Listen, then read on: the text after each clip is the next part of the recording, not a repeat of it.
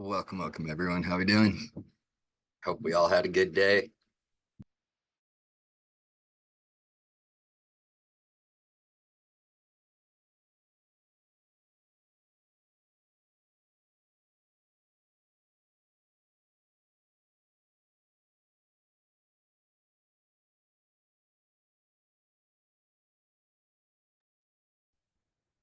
Oh, doing good, man. Rudy, how are you? Tony, Swing, what's up, everybody? How are we? Some FDX, huh? Oh, nice bounce on that thing last couple days, huh?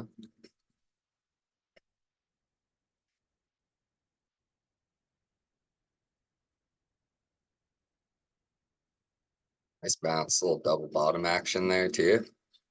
In July calls. Nice. Where are these SMAs at? It's a good little trade there. Yeah. 253 area seems pretty likely. 253, 254. I never trade this one. I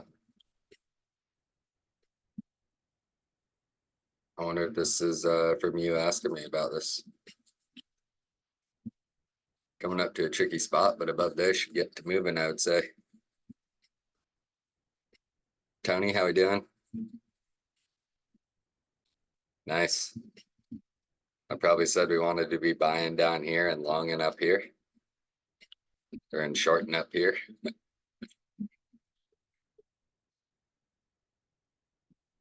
Nice. This was quite the entry. You hit those down there, you're printing over this last week.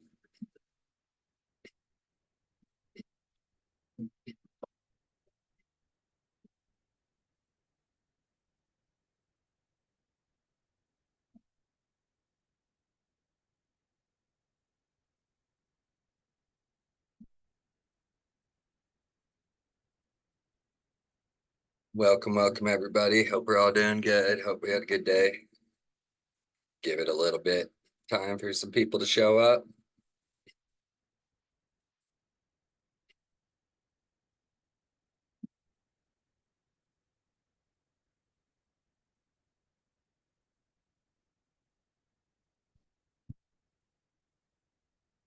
Nice, that's a great hit, man. I'm real happy for you on that one. Lion, how you doing? Thanks for coming back. See your name here all the time these days.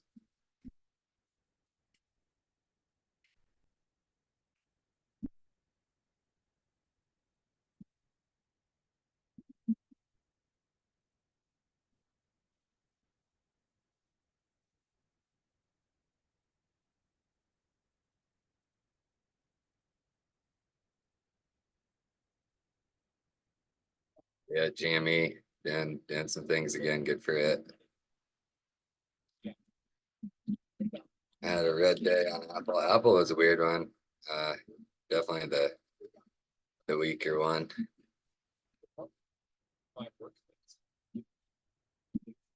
That thing had just been on a rip. Oh yeah. I could have seen myself getting long there or there and get stopped on both of them. Once it was under the 20 in the VWAP, that nice little short there. Hello, Dan. How we doing?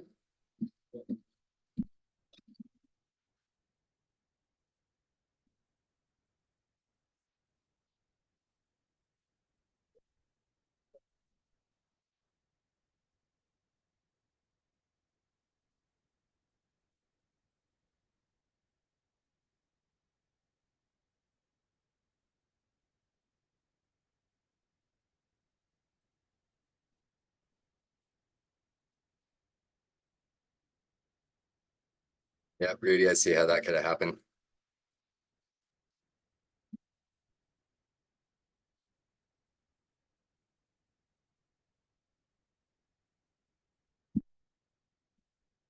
Am I part of the class that Flips is talking about? No, as of right now, no. It's mostly a him and Tilio thing. It's going to be just super in-depth teaching. I mean, I think it's a lot, month long, 2 month long. I don't remember, super in depth, but I talked to Tilio recently. And I might make a little guest appearance for one of those days to do just kind of like a really, in-depth few hour long thing, all for one. I'm not going to say that it's, for more advanced people, but it is definitely going to be like intensive, very, very serious. It's going to take a lot of work. It's going to have a nice price tag along with it. I definitely think it'll be worth the value though in the end. Um, I'm just hoping I get to see some of what Tilly and Flips have to say myself. Yeah, Rudy, completely valid. We can just talk about these trades. We're going to give it a few more minutes. So right here, obviously, candle closing above VWAP, it's worth the shot. Your stop is going to be basically this next candle. When I give it, when you come all the way to, when you sell that hard below it, you're closing on those lows. It's worth it to at least think that that momentum is going to continue. So if you did take this entry right here, you're getting stopped on the next candle, probably not a huge, 10-15%, something like that. No big deal. But yeah, perfectly valid entry. The only thing that I don't like is, something that we talk about, and I'm even going to talk about, some different ranges today. When you're looking for breakouts, I like to pay attention to the first candle. You could have even done the first few candles, but the first couple of candles of the day, and look at the range that they form. And so this entry is basically dead center of the range. So of that first candle, so when we're trading just within this first candle of the day, granted this was a big one, buck candle or whatever on Apple. So there is some trades to be had in there. But generally, when we're within this first candle of the day, really neither side is winning in the market. So that is one thing to consider on it. But perfectly valid entry if you're looking to catch that bounce. I mean, there's even another, you could even make the argument that you're trying to catch some sort of trend bounce here. Regardless, it's a trade that you just end up getting stopped out of. Oh yeah, there you go. Exactly, Rudy. Yep, valid to take. You had this trend going up. So good entry, fine entry, just one that didn't work, And then by over here, again, valid entry. However, this is a bit of a bearish candle, opened at its high and closed at its low. You don't like buyers never showed up on this candle. So if you're taking this one, a little bit more high risk. Don't get me wrong, the market loves to print candles that, they convince you one thing is going to happen and then it obviously does not happen, but still always something to watch if you're going to be trading that. Okay, and give me one more second.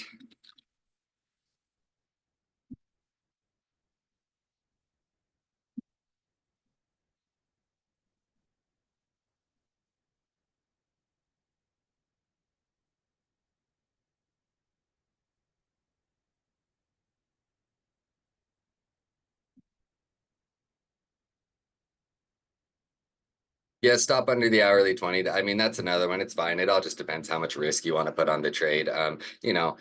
Apple's a small enough mover that depending on where your entry was on, any of these, you're risking what, 50 cents a downside, something like that. That's a perfectly reasonable stop. Any close, even this close, even when you do start to see these bounces, that's the type of trade where I'll personally look to be trimming at break even. We're going to talk about one of my trades that I did that today on. It was the only one I mentioned in my tab and paid a few bucks. I didn't take it. Was going too slow for me, and so I ended up just taking that break even stop out, and that's going to be another thing that we kind of talk about here on some range trading stuff. But with that, welcome everybody. Thanks for being here. Dirty River, happy to have you. As most of you know, I'm gonna have to do this little spiel at the beginning of all of these. I'm trying to do sort of a more focused series of all of my classes, trying to do them in order, so that ideally I'll be able to post it in my tab, and it will kind of cover everything that I look at. We've already done support resistance, we've done EMAs, we've done long time frame analysis.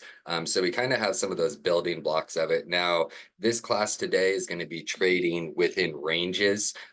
I know it's, like I said in my post, it's probably, we aren't going to have the best, I probably shouldn't have said it in my post, but, might not have the highest attendance tonight, but people need to learn to trade in ranges because you know, if you've only been trading in these last couple of years, you know, if you started maybe in 2020 or even in 2022 or whatever it is, you've seen basically just blindly trending markets. You know, I mean, 2022, it didn't matter. Chuck a dart at the board, get short with time, you're good to go. 2023, chuck a dart at the board, get long on tech with time, and you're good to go.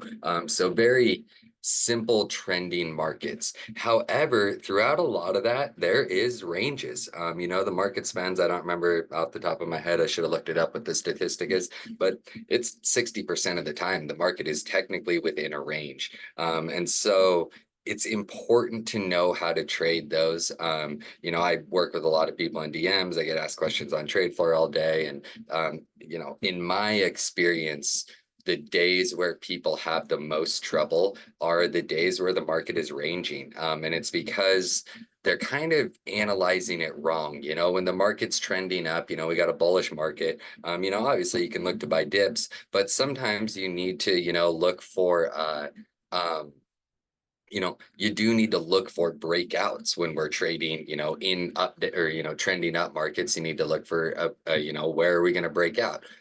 However, as I kind of hinted at in, you know, when I was making the post about this class, when when you when you're, you know, trading the range and you don't like trading the range and you're really hating trading the range, always remember that one, if we're in a range and you don't like it, then you don't have to trade in it.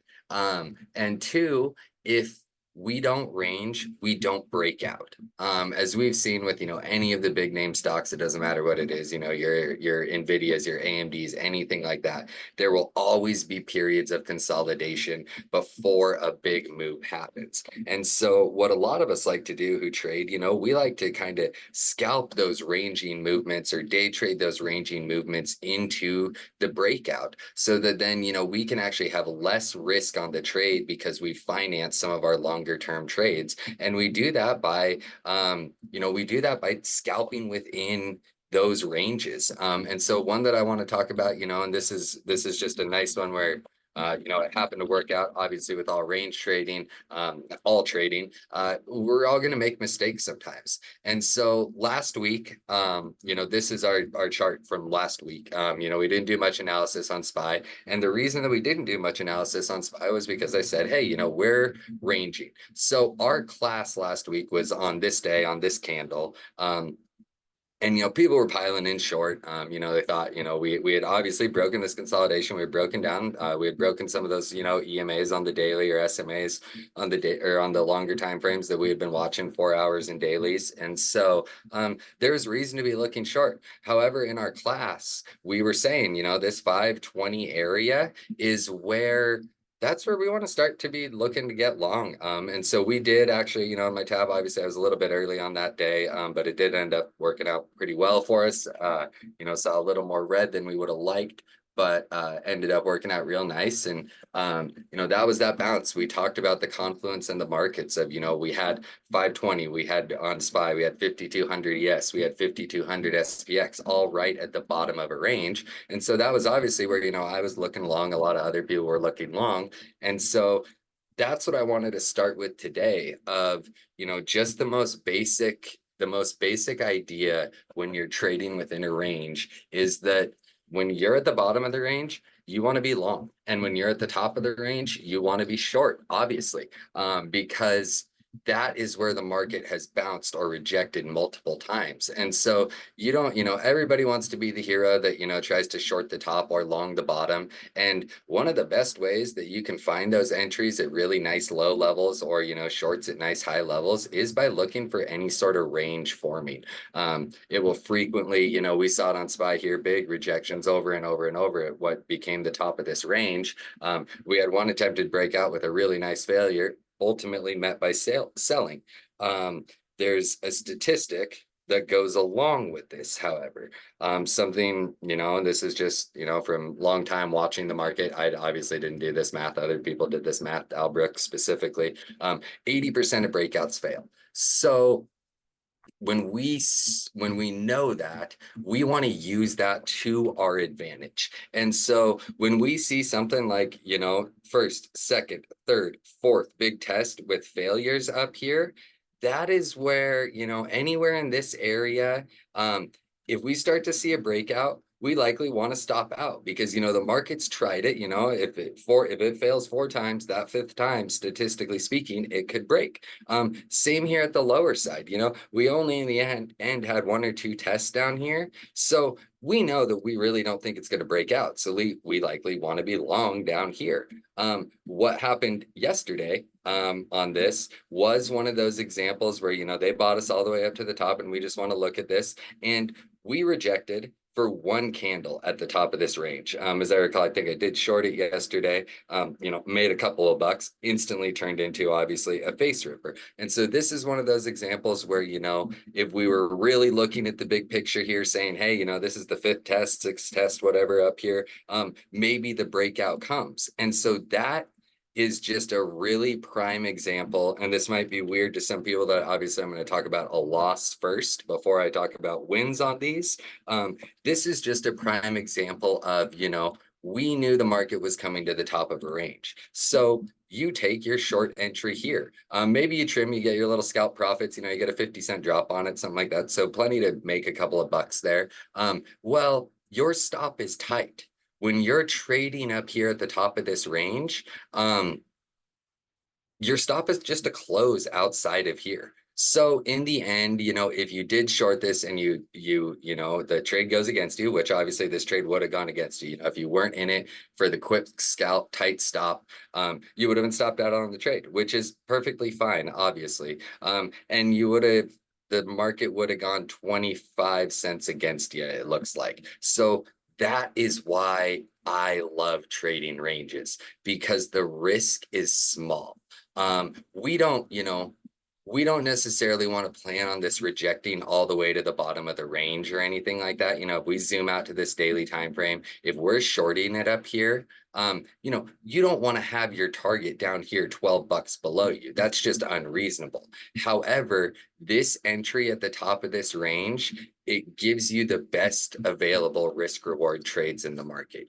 As we see, we ended up risking 25 cents and we're just going to use this specific one. Maybe sometimes it's a buck, but it's never a big risk. And so right here, we see that we ended up risking 25 cents for a best case scenario, $12 downside move. Obviously that didn't happen. We'll see if we want to keep pushing, but that is why I love trading ranges. The biggest draw for me is that we can put on trades with the smallest amount of risk with the greatest amount of reward. The issue with trying to trade these breakouts, any sort of breakout like this, if we got long here looking for this breakout, which ultimately ended up working, our reasonable stop loss is basically a loss of down here. So we're risking around $1, basically $1 of downside. So the risk reward is already worse to be getting long up here. I know we have EMAs pointed up, we have things like that, but I always put, I'm going to put personally a bunch more weight on a daily range top or a daily range bottom than I am on a 5-minute EMA. So for me, the risk reward here, knowing that I need to be stopping under these lows, somewhere down here, a buck below us, or if I short it, it's any close outside of here. Is there the chance that, of course, you can get absolutely blown out? There is that risk, but there's that risk on any trade. You can always get blown out. That's why it's always important to have a protective stop. Say if we burst over this 532, say I'm out, no questions asked. But for me, you short it right here, it's a close outside of here, you're going to be looking at 25, 50 cent risk typically on SPY. And sometimes you get stopped out and it drops right back into the range. No big deal. It can go both ways. We can even see it, this is the other side of it where, oh yeah, we still even have our circles on there. We have heavy selling, obviously, going into the day. However, look as we get closer and closer to the bottom of this range. That heavy selling, and of course, time of day matters, blah, blah, blah, starts to really go sideways. And so this was me personally, where I put this was my initial entry on calls, which, as you know, I'll be the first one to tell you, I was early, I was wrong. You know, I talked about it in the tab. I think if you're early, you're wrong. But I did hold those because I was pretty confident on this bottom of the range not breaking out, you know, on the back of overall good data. So this reversal candle right here. It was the first, we talked this in class last week, so we don't need to talk about it again, but nice reversal candle here for us. So this is where you get long again. So offered a very, very great risk reward trade. My hard stop was going to be that 518 because that was the next major level below us. But we ended up risking, you know, about $1 a downside. You know, I think that it went $1 against us or so. So again, that's like that maximum amount that you will ever really risk on a trade going against you at these lower ranges. Obviously, you should never, ever, ever expect just a $9 rip out of SPY, but hey, that's what ended up happening that day. You know, great day in the market. And so those are the two major things that you know, that's the major points that I want to get across on trading ranges, is that you want to be long at the bottom and you want to be short at the top. You know, and obviously sometimes this isn't going to work. You always want to take market context into example. You know, have we tried the bottom 5, 6 times? We might break down. Have we tried the top 5, 6 times? We might break out. And so for me, that is, you know, that is the most crucial thing we can do in identifying any sort of trading. And so that's just using those major, you know, the longer time frame, those sorts of examples. What's another type of range that we might use? And we're just going to kind of cover a couple of, you know, we've talked using those long time frame ranges intraday. Now we're going to talk more intraday ranges for a second, and maybe how to identify a range, things that I use personally to say, hey, are we range trading? You know, those sorts of things. And you know, what do I use to look for them? Oh, I should probably see if we got questions. Oh, we got Dark River in the house. Wow. Rudy, we're about to get into that. How do we know if it's going to be a range day? Ramsey, good question. How do I determine a range? And we'll talk long time frame, and then we're going to talk shorter time frame for a couple. Oh, we got Flips in the house. He normally just says hi and disappears though. Oh no, we got Flips in the house. Well, he's welcome to say what up if he wants. I caught him this time. And so what do I do? What do I look for when I'm identifying a range? What I want to see is some sort of bottom, a pullback getting held. Maybe it's 2 candles like this one was. Maybe if we go back to, let's see, let's find another nice little rangy time in the market. You know, like I said, we've had wild trends going on. Anything, even this can be a range right back here.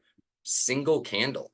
To me, this is now a range. I just want to see, and how I always describe them is a dramatic low and a dramatic high get put in. So we can see here, this one was 2 candles. This one was 1 candle. Worked great for us. You know, we got our 1, 2, 3, 4, 5 attempts. Finally, 6th one, we're able to get out of it, and gives us that breakout that we're looking for. The other thing about ranges, because they are those dramatic lows, dramatic highs, if you drag them out, they'll frequently end up mattering again. You know, maybe you get close to it and you say, hey, this is almost a double bottom. I want to get in here. Oh, we're breaking out. Maybe I want to buy the pullback to it, you know, those types of things. And so any range that I'm going to be trading or that I ever talk about, I'm just going to look for bits of consolidation that ultimately go one way. You know, call it a dramatic high, call it a dramatic low, whatever you want. But this right here, you know, consolidation that breaks down. We now know that is the range top. So we've broken out of the range, and, you know, buying the dip continues to be the mindset, of course. And so that's how I'm going to determine the levels. You can see I put the levels on here. That was really just so we could see them a little bit easier. I'm typically just going to have the range drawn on my chart. So that's how I'm going to identify them on the big time frames. In smaller time frames, as all of you know, these blue, or anybody that comes to my lectures looks at my tab, these blue lines, these are the opening range. Al Brooks's opening range. So it is based on the highest high and the lowest low of the first hour and a half of the day. And so what that does is statistically speaking, there's a 90% probability that the high or low of day has been set. So if we push up, the high set, opening range has been broken. We now know the new statistic, if we're down here, we now have a 50-50 chance of a downtrend day or a range trading day. And so when we're, selling like this, obviously you want to short all these bounces back to this range because, when you break out of a range, it now becomes resistance, or break down now becomes resistance. Break out now becomes support. They really are just a support and resistance level. And so that was, today, uh, uh, we had that opening range set. So this is the one place where I did take a stab on longs. And I wanted to talk about this. I think it was here. I should probably get my real chart. Yeah, it was right here. This is the one place I took a stab on longs. Why did I take a stab on longs on the breakdown? Only because of the statistic that most breakdowns fail. I knew we had the hourly 20 EMA. That's a big one to me, is support right here. And so this is where I took the stab on calls. I think they paid like 10 or 15%. I ultimately ended up stopping out at break even because I wanted to walk away. We weren't getting that push up. EMAs were pointed down. It was a trend fight, but just wanted to look for the quick scalp back to the opening range to see if we were ready to break down. We ultimately were ready to break down. The only other trade I took today, other than adding some shares in today, was right here, this, little double top of the range, nice little breakdown there. But what are some other things, if maybe you don't want to trade the opening range, what are some other things you can look for? And I'm happy that I've already forgotten who I was talking to about this. I'm happy that, oh, Rudy, this was brought up. How do I identify a range intraday? Well, one of the easiest ways that I do it, and something that I look for all the time, and this isn't, this is kind of another Al Brooks idea, but this is really just a kind of classic price action idea. Look at your first candle of the day. On Apple, obviously, we could have used these first 3 candles of the day. That is what, basically ended up being the opening range. But look at your first candle of the day. If we're mostly trading with inside there, we know with all of this movement right here, we are in a range. What's another thing I look at? These EMAs. I love EMAs. I love VWAP. I use them every single day. They're super important to me. They're sideways. So something that I've taught and we went over in my EMA class, so I'm not going to beat on it too hard today. If EMAs are sideways, they aren't really giving you any information. We can see that, we had some downs, we had some ups, but we basically just stayed in consolidation. And ultimately, and this is Apple today, ultimately, the only trade that was, other than some scalps, the ones like Rudy talked, trying to catch these VWAP bounces, maybe even some, if you caught this short up here at the highs on a double top, maybe. Really, the main trade for me on the day is right here. And why is that? That's because the range has broken. So we know, if you sit and wait, range has now broken. We've pushed back up. So this works the exact same way. We want to be short here because we assume we aren't going to break back in. We assume we aren't going to break these EMAs. We assume we aren't going to break any of this. However, if we do, then our stop is 20 cents above us, very, very little risk. And ultimately ended up paying pretty well for you. And so that is one that I love using on the day. And that's, like I said, that was kind of an Al Brooks idea of just look at that first candle. If we're well within it, then we're trading in a range. The market is not doing anything with that stock just yet. So if you don't like, scalping calls off of the lows or scalping puts off of the highs, just stay away. Another one that I looked at, and this is, we're gonna let's see, I got a blank one. And then so this is another Al Brooks idea, and this is what he describes, and it can be, we're going to talk about the 10 candle today. And it can be 5 candles, it can be 8 candles. It doesn't, this one, the specific numbers of candles doesn't matter, but where I have found success personally is using the 10 candle idea. And so what do I mean by that? If we have a big push up that is ultimately sold off, where we set a new high and we set a new low, and we do that within the first 10 candles of the day, well, now think of that as your range. So here's our high. This was our high that was set. Here's our low down here. And so, you can, of course, this is AMD, it's a ripper, I mean, there is other entries here. But where do I feel safe taking the entry is really looking for the break of this high. And this is what Al Brooks refers to as breakout mode, and it's a range. So we identify our range. We've set our low. We can risk calls down here with a stop below the lows. I'm not looking for these highs per se. However, once we have made it through our 10 candles of the day, we now know where we want to look for breakouts or breakdowns of ranges. So when we break this range here, this is one of those times where you guys might hear me say, hey, if we break over 167.15 with volume, I'm buying calls. As most of you know, I'm 100% opposed to buying calls on the tops of green candles that are about to close. I'm 100% opposed to buying puts at the bottom of red candles that are about to close. But when we have a breakout mode occurring, something like this is one of those times where if I'm seeing, this volume indicator down here, it tells me when we're getting some deviations in volume. We have these buyers showing up. If I see this sort of volume breaking this 10 candle range, that is when I will look to enter mid candle and try to catch this breakout. Obviously ended up working good. Ultimately, you could have tried to scalp here, but you likely would have ended up getting stopped out. And then again, this would have been the other one I would have looked for, would have been the bounce here. But AMD was just a prime example of the 10 candle range. However, this is one where the breakout worked. Breakout mode, that's what Al Brooks refers to it as. This is breakout mode working.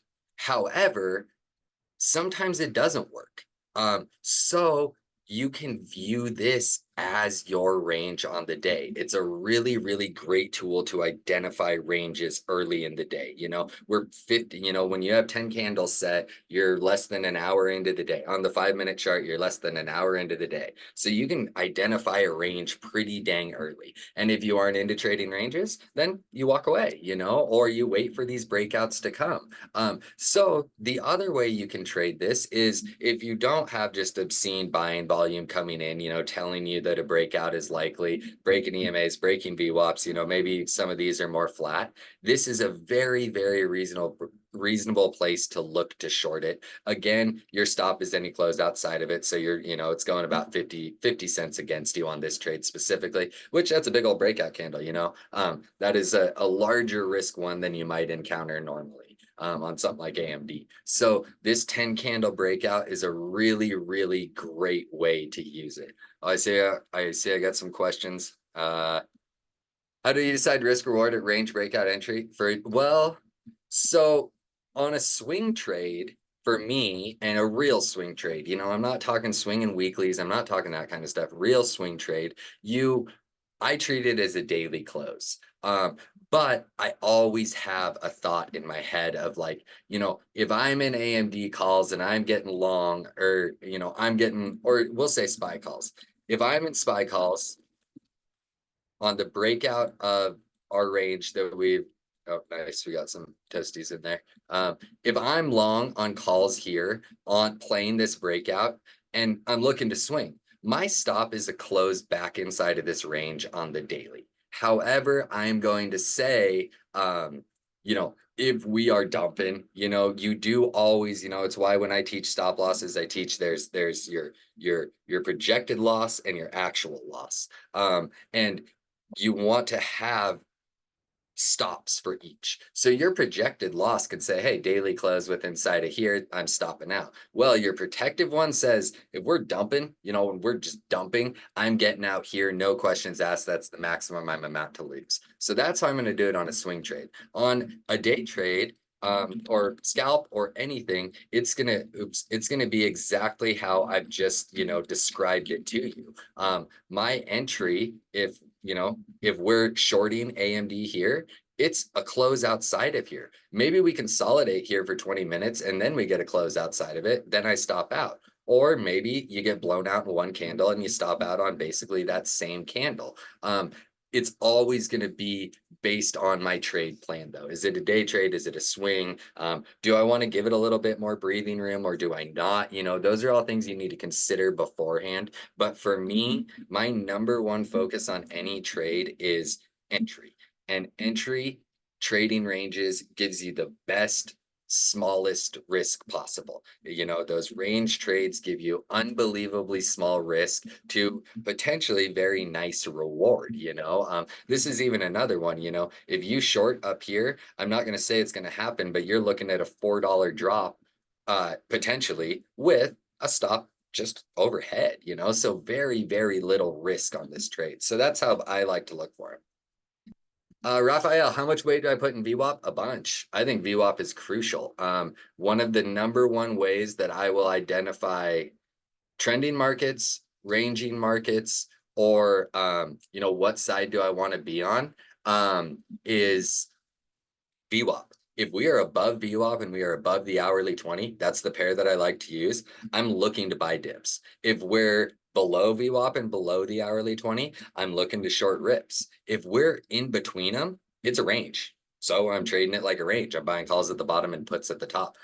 But to me, VWAP is absolutely crucial. And for anybody who doesn't use it, doesn't know what it is, it'll be the same on all time frames, but it is telling you based on volume, what is the average price of shareholders, in a recent time. And so if we're below VWAP, that means longs are red. Statistically, most longs are red. If we're above VWAP, most longs are green. So to me, it is one of the best things to give you judgment on what the market is doing that day. Mark, how we doing? Nice to have you. I hope GME opens at 100 for everybody tomorrow. Do I add that every day line? Yeah, I do. And that's what I post in my tab. And you might notice I post at 8 o'clock my time every day, 11 o'clock Eastern. I post a chart with a green box on it. And that green box is the opening range. And so that's why you'll see me look for calls when we're at the lows of it, or look for puts when we're at the top of it. Or if we break out of it, I'm trading in that direction always. For me, it is just it's just nice and it's simple and it's cut and dry. And it tells me, I trade like this. I know if Flips is still in here, I want to be, or if he is still in here, I want to be right or wrong on my trades instantly. I don't like to sit in things. I'm not the type of trader that will stare at 30, 40, 50% red. I don't trade like that. I would much rather stop out for, a 10% loss, 5% loss, and look for re-entry. And so that's why I trade around those ranges, and I love trading ranges because your risk is small and there's no questions to it.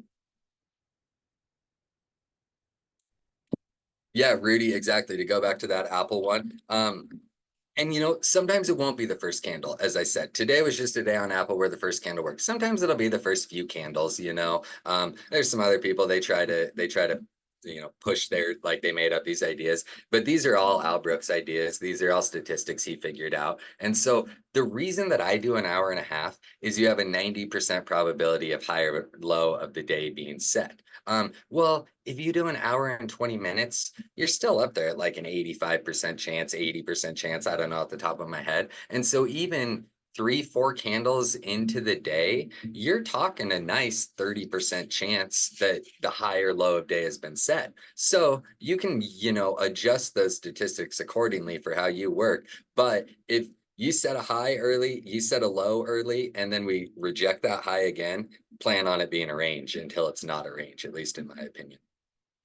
Oh, Brian, yep, there you go. 15-minute ARB strategy. Yeah, there's that dude who tries to hustle the ARB strategy. It all goes back to those Al Brooks statistics. He's the one who figured all of those out. And so that's what that's his logic is the same as my logic, that the market spends a bunch of time in ranges. So learn to trade those ranges effectively. And you will have a lot more days where you can, be taking good, reasonable trades.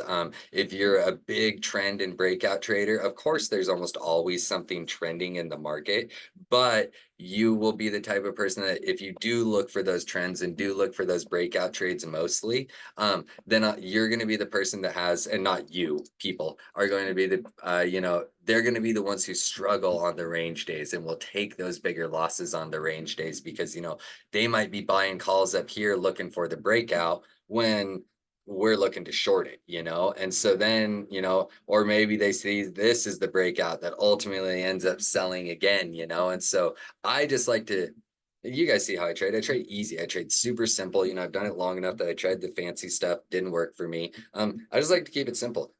Find these things that tell me, a little bit of bias going into the day. Where are we trading on those long time frames? Are we in a range? Am I looking to buy dips? Am I looking to short rips? And ranges are the number one way that I figure all that out. And then I go looking for the lowest risk, highest reward trade I can find. That's why you guys have seen, as I've been doing more and more alerts in my tabs, most of them are technical bounces or rejections on ranges. Most of the trades last 5 minutes and I shoot for anywhere from 10 to 30%.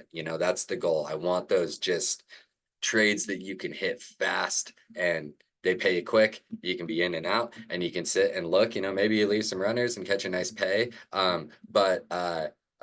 I want those just quick, instant gratification. Everybody's heard me say, give me 20% trades to 100% trade that I had to ride up and down all day long, just, from green to red to green to red. I'd rather just be in and out and move on with it. Yeah, Rudy, the hourly 20 VWAP combo is just pretty ridiculous. I can't think I think Amazon had one the other day. Yeah, this one right here. Sold below it, broke above it. So at that point, you are looking to buy dips. You're risking these early candle highs buying here, but you're looking to buy dips. And this one just turned into just a monster of a run. And what that told us is, everybody in the last day is green and everybody in the last 14 days is green is basically what VWAP is telling us. So we know people are green. People are looking to buy this thing. We're coming off of a dip. It was just a really, really great entry for us on this dip to buy. Breaking out of the range, breaking out of everything. This had all the signs to get long. Of course, you could have tried the stab down here early. I tried the stab a little too early myself, but ultimately ended up getting a really nice run. And then for anybody that remembers, these are all the levels from our classes. This was our potential dip buy. We looked for a pullback to trend on the breakout and obviously we wanted 50 and 20 daily moving average, and we smoked past all of those. One person I know actually caught that. I did not catch the whole move.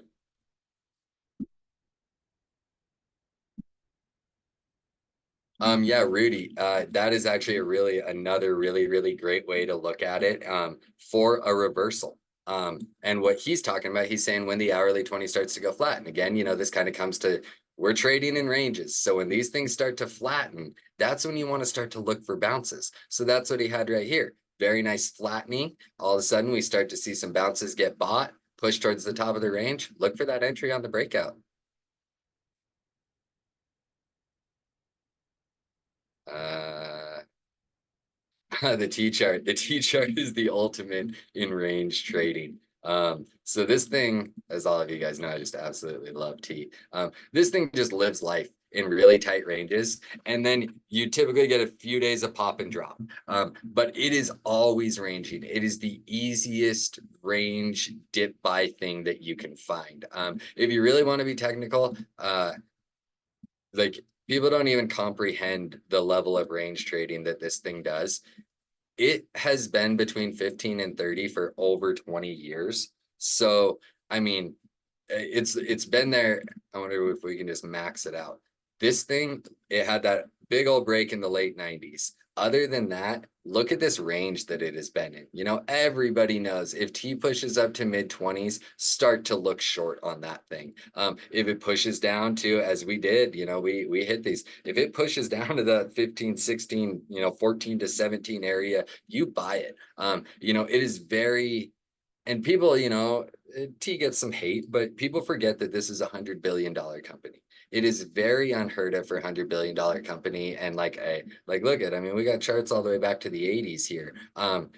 To not do anything, you know? And so dip buys work on this thing. They might take time.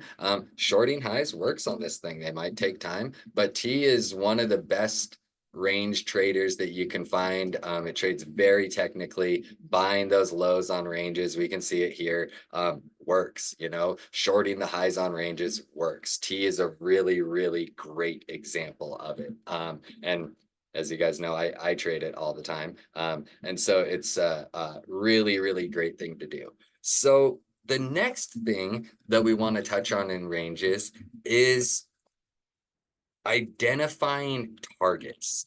And so we're going to go back to SPY for this because, you know, as I said earlier,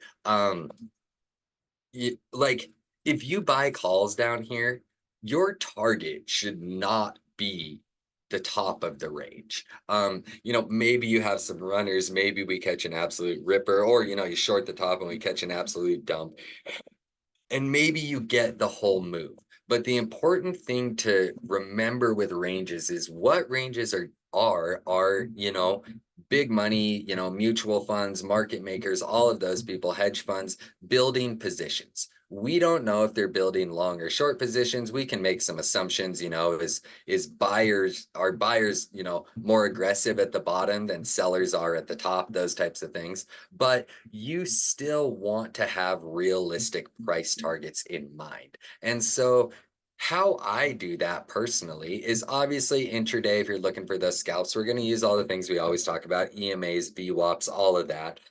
But for me, I'm always looking at the longer time frames. And so on SPY, you know, we have our range here. We know our highs and lows. So we always want to look left.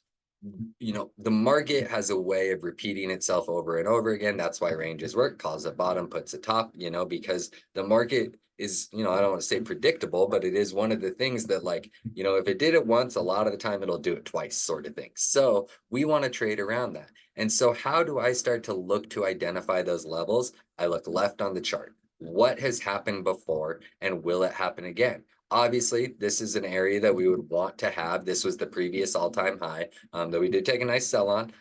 You know, this is an area you want to have.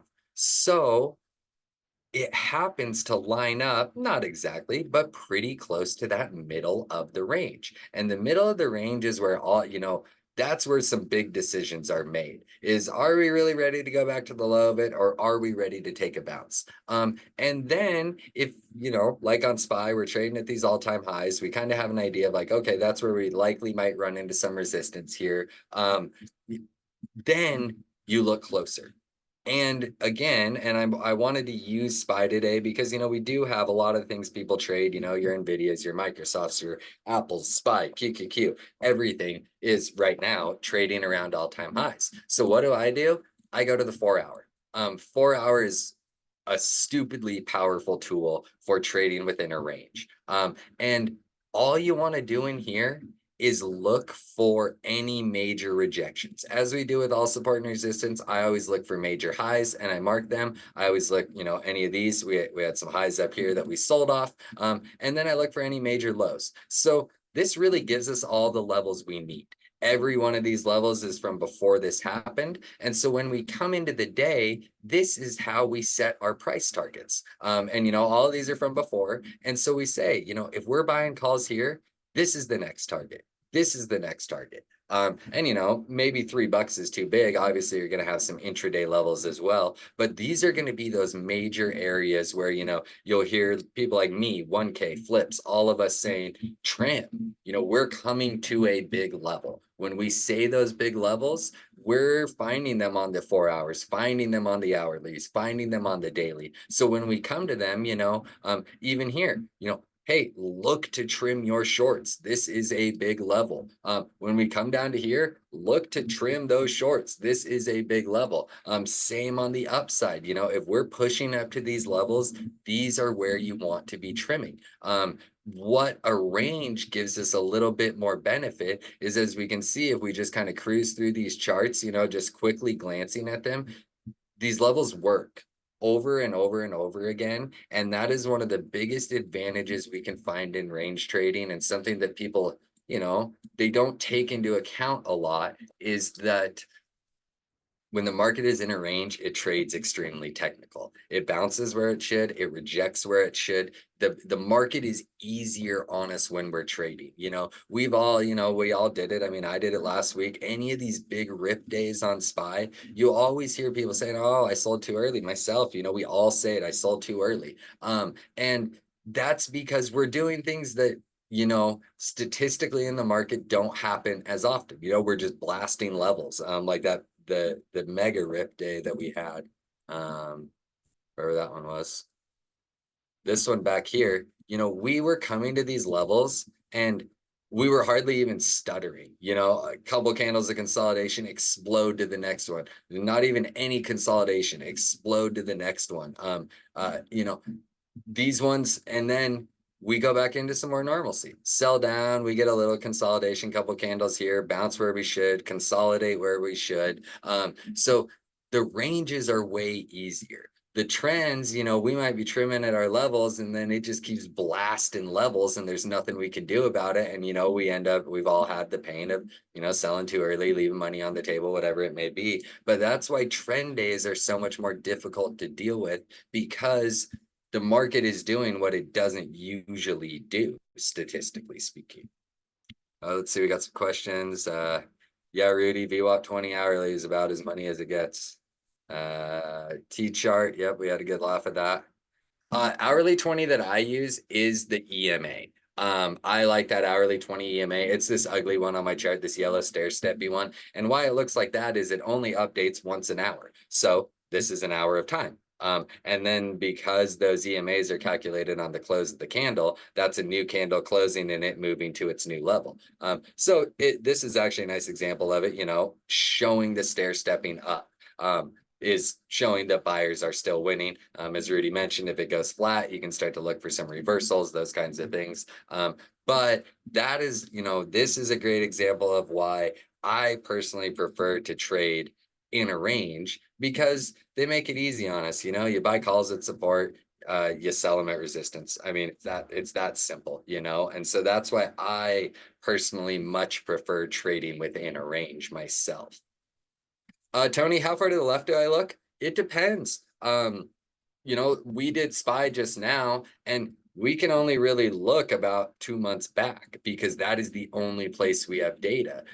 We'll go back to AT&T because I bought some calls here. You can see I got blown out of the water for a day. We were saved by the end of the week, though. I bought some calls here. Well, you might ask, we're knifing, we are waterfalling. What would make you look to buy calls? And what made me personally look to buy calls, and as crazy as this might sound, let's see, it might even not be enough time.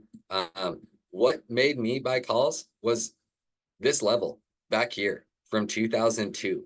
I was playing a double bottom that built over 22 years. So you look as far left as you need to look for levels. And so this is, obviously the most extreme example, but you just look as far left as you need to look. That's really all you can do. And so then you look to, buy this double bottom, and hold on for a few days and see if you're able to catch that move on up, so you really look as far left as you need to look. Frequently, if we're trading in a range, you don't need to look too far. We just saw it on SPY. Like I said, we grabbed a level from back here, which was a couple of months ago. And then these others, they came from that 4 hour, all within the last 2 to 3 weeks, because that's where those levels really matter in ranges. We know that's where the market is either agreed or disagreed on price. So that's where we like to do it. At least how I like to do it for my range trading. Okay, and had to talk a little fast on that, and so we're done a little bit early. If anybody's got any questions, hopefully you got some questions. I know I went kind of fast on those. I know people don't love trading ranges, but if I went too quick on anything, let me know. But just to kind of quickly cover it, the most basic of the basic, chart your ranges. You don't want to be short at the lows. You don't want to be long at the highs. We do that because ranges provide us really the best risk reward in the market as far as trading goes. You know, they are the smallest risk trades that you will take. We've learned how to identify them, you know, look for these points of consolidation where moves happen. And when we get those moves, that's where we know we want to look to capitalize on a trade. And we want to capitalize on that trade because our risk is so low right there. You know, everybody wants to catch the breakout, everybody wants to catch the breakdown. I just want to catch the bounce or the rejection. That's what I'm looking for. And that's why I love to trade ranges. Let's see. I got a couple questions. Any chance Nvidia bounces? Who knows? I mean, what do you like bounces? I mean, like the thing is it left the solar system a while ago. I mean, you know, split date is officially tomorrow. Those will settle coming into Monday. We'll see what happens. But I mean, you know, this thing's been putting in $50, $70 moves like it's nothing. So I mean, it could bounce, it could rip. Pretty ugly candle on it. I'll be curious to see what it wants to do tomorrow. But that if I was trading it, that 1200 is likely where I'd be taking a stab to get long on it with the stop below it. Yeah, Ramsey, thanks for being here. Appreciate it. What tab can I review your lectures? So they're down in the latest classes, but this series that I'm working on here, which I think it'll be 8 or 9 classes by the end. When they're all done, I'm gonna get them pinned in my tab in order. Like I said, it's, you know, I think we started with support and resistance, went into EMAs and SMAs, went into long time frame analysis, went into today we did ranges. Next week we will be doing trading in trends. Then I believe I'm going to do one on the opening range and then building a trade plan and then or contract selection and then building a trade plan, I think is what we got lined up. So ideally, when I have that pinned in my tab, people will be able to go through exactly what I do. You know, they won't. And of course, questions always welcome. Everybody knows my DM's always open. Love answering questions if I can. But then ideally, we will have all of that pinned in one place, easy access. If you ever want to know what does River say about the hourly 20, you'll be able to just go pull up my EMA lecture and find it really quickly. Yeah, Ray, thanks for being here. Johnny, yeah, thank you, everybody. How do you use the VWAP and EMAs in range? So great question. So if the EMAs and VWAP and everything are sideways, then we know that we're likely in a tight range and they aren't going to help you very much. However, if we are, you know, we have a range day occurring. Let's go find a good one. We have a range day occurring in the market, you know, something like this day was. You know, we can pretty comfortably short, you know, first breakdowns, we can comfortably short these bounces to this. On the other side, if we break out and we're kind of in a range, you can look to buy these dips back to here as long as we're above the EMAs.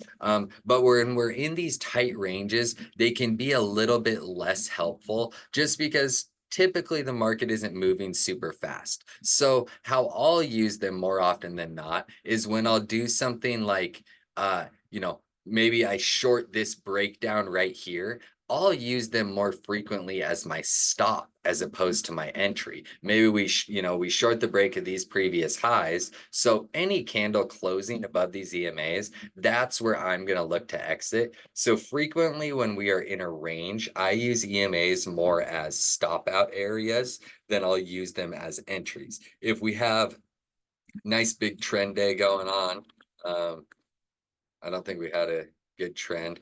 If we have a nice trend day like this, where EMAs are really pointed down, you know, AMD, I want to point out, AMD is technically in just an epic range right here. So we should still be looking to buy dips all the way down to 158. Obviously, you want to be careful on calls up here as we push those 170s, but dips down to here, buy them. Rips up to here, short them. But when we're intraday, we have a nice trending day, even though we're within a range on the big picture. You short the bounces to this. You know, you short any of these bounces up to the 9 and 20. And then if we're stopping or consolidating, that's when you get out of the trade. So that can be a better way to use them is on those trending days. At least for me, that's how I like to use them.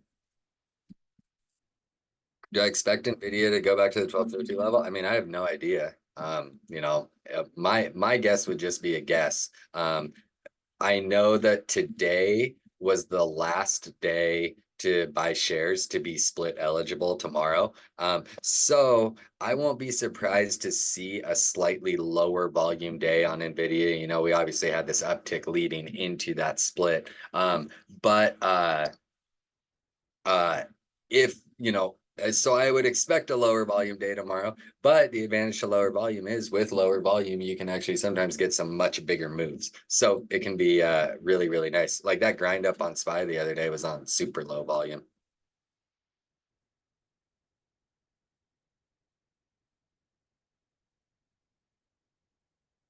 Yeah, Rudy, that's tricky. I mean, but what I always tell people is always look at the big picture. You had 3 green weeks, now fourth week, you've had 2 red days.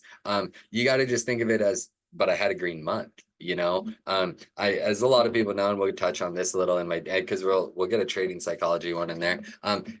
Everybody's goal on the day should be green. The people that say, "Oh, I got to make $1,000 every day" or whatever it is, they're the ones who typically go chasing those gains and end up losing more money. What I tell people is build on it. You want to have some green days in a row. Then you want to have a green week in a row. Then you want to have a couple green weeks. And then you want to have a green month. And who cares if you were red a couple days, but you were green most of the month, as long as you aren't giving back all those gains and you're